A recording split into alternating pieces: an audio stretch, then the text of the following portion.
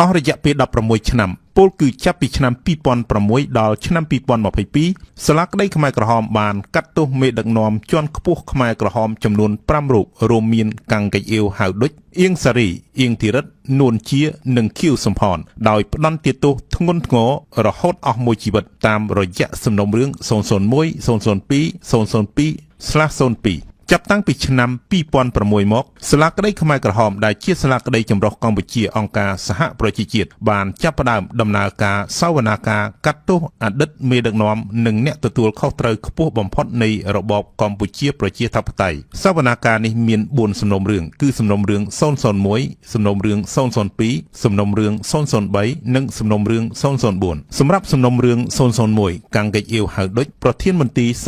21ឬគុកទួលស្លែងគឺជាអ្នកទទួលខុសត្រូវតែម្នាក់គត់ដែលត្រូវបានចាត់ចូលទៅក្នុងសំណុំរឿងដំបូងនេះនៅថ្ងៃទី3ខែកុម្ភៈឆ្នាំ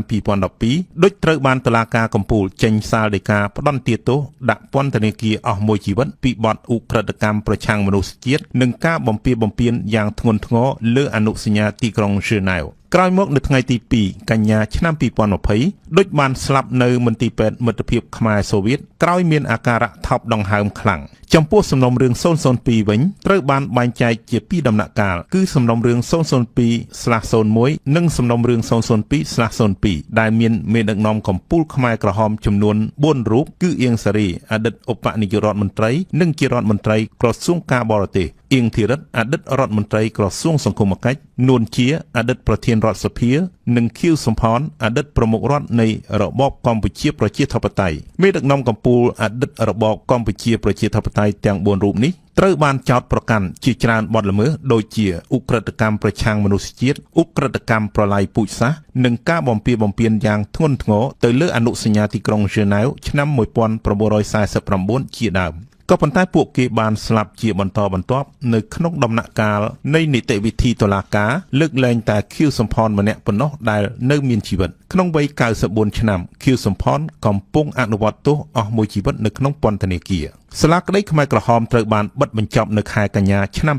2022ដោយមានជនរងគ្រោះខ្លះទទួលយកនិងអស់ចិត្តចំពោះលទ្ធផលចុងក្រោយនៃការស្វែងរកយុត្តិធម៌របស់សាលាក្តីចម្រុះមួយនេះតែមានជនរងគ្រោះខ្លះទៀតនៅមិនទាន់អស់ចិត្តដោយសារតែអតីតមេដឹកនាំជាន់ខ្ពស់ខ្មែរក្រហមខ្លះបានស្លាប់អំឡុងពេលនៃដំណើរការនីតិវិធីតុលាការនៅចុងបញ្ចប់តុលាការខ្មែរក្រហមបានផ្ដល់សំណងដល់ដើមបណ្ដឹងនិងជនរងគ្រោះទូទៅជាសមរភាពនិងជារូបភាពដូចជាការជួយព្យាបាលផ្សះផ្សាផ្លូវចិត្តតាមរយៈការអប់រំការផ្សព្វផ្សាយការអភិរក្សទីតាំងឧក្រិដ្ឋកម្មពិធីបុណ្យជាសាធារណៈការដាក់ឈ្មោះសារមន្ទីរមជ្ឈមណ្ឌលសាធារណៈដើម្បីរំលឹកការចងចាំការសាងសង់ស្ទូបរំលឹកវិញ្ញាណក្ខន្ធអ្នកស្លាប់ក្នុងរបបខ្មែរក្រហមការបញ្ចូលប្រវត្តិសាស្ត្រអំពីរបបខ្មែរក្រហមទៅក្នុងកម្មវិធីសិក្សាជាដើមទោះយ៉ាងណាប្រទេសបារាំងបានវាយតម្លៃខ្ពស់ចំពោះសេចក្តីសម្រេចរបស់តុលាការកំពូលប្រទេសបារាំងគាំទ្រអង្គជំនុំជម្រះវិសាមញ្ញក្នុងតុលាការកម្ពុជាអវតក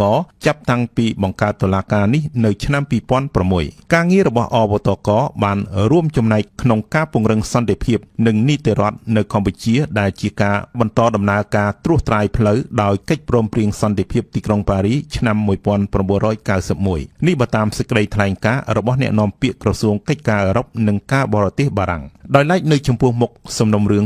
003ប្រឆាំងនឹងមាសមុតសំណុំរឿង004ប្រឆាំងនឹងយមទឹកអឹមចែមនិងអោអានដែលគេដឹងថាជាអតីតកម្មាភិបាលខ្មែរក្រហមនោះពួកគេមិនត្រូវបានបញ្ជូនទៅជំនុំជម្រះទេដោយសារមានការខ្វែងគំនិតគ្នារវាងសហចៅក្រមស៊ើបអង្កេតជាតិនិងសហចៅក្រមស៊ើបអង្កេតអន្តរជាតិជុំវិញយុត្ថាធិការបុគ្គលគួររំលឹកថាការឡើងកាន់អំណាចនៃរបបខ្មែរក្រហមចន្លោះថ្ងៃទី17ខែមេសាឆ្នាំ